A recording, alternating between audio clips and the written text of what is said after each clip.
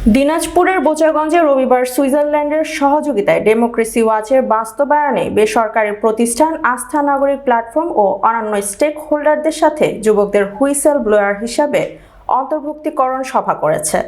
দুপুর 12টায় উপজেলা পরিষদ মিলনায়তনে আস্থা প্রকল্পের senior field officer Mosammat Nafisa সাদাফের সঞ্চালনায় আয়োজিত অনুষ্ঠানে বক্তব্য রাখেন বোচাগঞ্জ থানার এসআই মোহাম্মদ রেজাউল করিম, উপজেলা সমাজসেবা কর্মকর্তা মোহাম্মদ পিয়ারুল ইসলাম, যুব উন্নয়ন কর্মকর্তা মোহাম্মদ মামুন চৌধুরী, উপজেলা মাধ্যমিক শিক্ষক কর্মচারী কোঅপারেটিভ ক্রেডিট ইউনিয়নের চেয়ারম্যান মোহাম্মদ মুমিনুল ইসলাম, শেতাবগঞ্জ প্রেস ক্লাবের সদস্য সচিব মোহাম্মদ শামসুল আলম, মহিলা বিষয়ক অফিসের প্রশিক্ষক মোসাম্মদ পারভিন আক্তার, বোচাগঞ্জ আস্থা যুব ফোরামের আহ্বায়ক আপন চন্দ্র দাস, যুগ্ম আহ্বায়ক মোহাম্মদ জহিরুল হক ও মোসাম্মদ তামান্না বক্তব্য রাখেন। এই প্রকল্পের মূল উদ্দেশ্য হচ্ছে অন্যায়, অবিচার, নাশকতা কিংবা সমাজের ক্ষতি সাধন হতে পারে এমন কোনো আশঙ্কা দেখা দিলে আস্থা প্রকল্পের সদস্য তথা যুবকরা মানুষকে সচেতন করার পাশাপাশি প্রশাসনকে অবহিত করার মাধ্যমে তাদের সাথে সমন্বয় করে সমাজের অন্যায়, অবিচার ও সহিংসতা রোধে কাজ করবেন।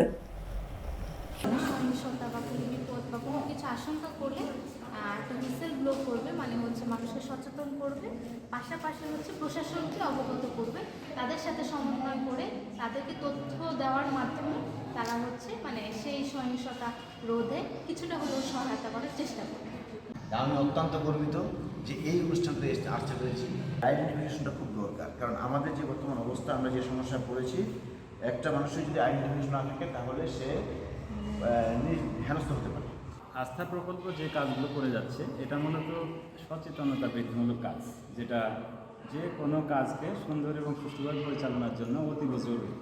এবং আমাদের যা কিছু কাজ এগুলো আমরা তোমাদের মাধ্যমে আমরা করাই বাস্তবায়ন করি। আপনাদের যে উদ্যোগটা এটা কিন্তু খুবই ভালো একটা উদ্যোগ, আর আপনারাই কিন্তু খুব সহজে পারবেন এটাকে নির্ভর করতে।